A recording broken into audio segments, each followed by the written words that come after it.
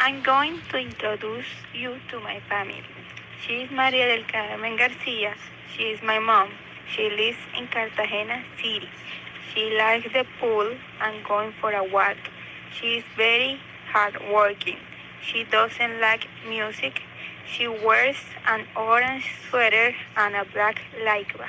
She is 15 years old and is accompanied by her grandson Samuel Carranza. I'm going to introduce you to Samuel Carranza. He is my son. He is 12 years old. He lives in Barranquilla City. He was born in Cartagena. He is a boy who really likes soccer. He is characterized as a very athletic boy. He doesn't like going to the park.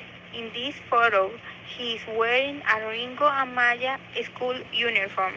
He wears a medal and a trophy from a Mercedes. I'm going to introduce you to Samuel Carranza.